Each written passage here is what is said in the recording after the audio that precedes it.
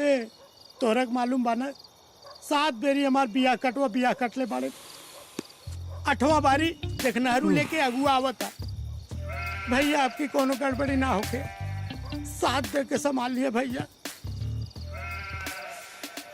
तोर दर्द हम समझ सकता नहीं, हमार बात ध्यान से सुन ले। हाँ भैया। है ना?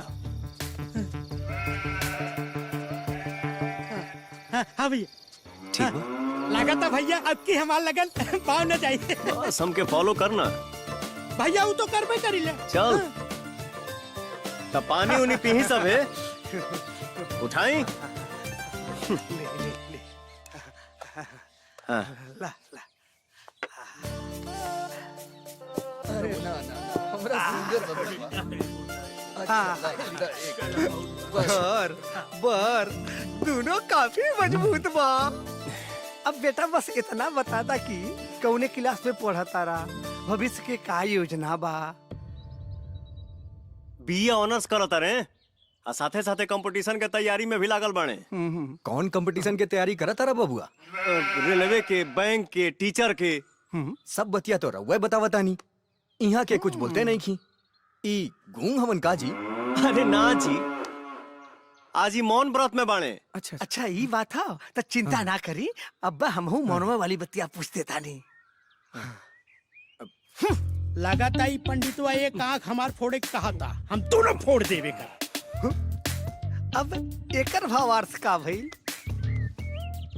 एकर आंसर ई भइल कि रउआ एगो अंगुरी देखौनी हा कि ईश्वर एक है, लेकिन यहाँ के 2 अंगुरी ए से देखौनी हा कि ईश्वर 2 है, एगो आत्मा एगो परमात्मा।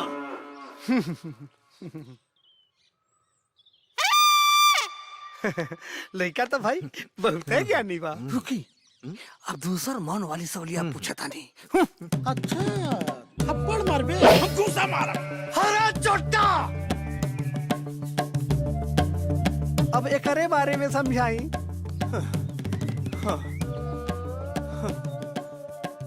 रउआ पूछनी हा कि तत्व तो 5 होला, छिति जल पावत गगन समीरा। त यहाँ के जवाब यह दिहनी है कि यही 5 तत्व के मिला के ब्रह्मांड के रचना होला। अब ही का जवाब हो। अब ऐसा करता नहीं, गन्ना मन्ना भी डाल लेता नहीं। हाँ? बाप रे, वाह वाह वाह वाह वाह वाह, सब करता सो रहे गुड़ मिलेला। ई लड़का के था 3600 गुड़ मिलता। ये भाई अब रमुआ लोग आपस में नु लेनी देनी का बात कर ली लो। अजी लेन देन के का बात करे के बा? मन होके तो बारात के खर्चा दे दी ही। रहू अपन लड़की तो दे ही रहल बानी, उहे हमार लक्ष्मी ही हो। ठीक बा ठीक बा। तो अब चलता नहीं जा, यही में 25 मई के अच्छा मुहूर्त बा लगन के।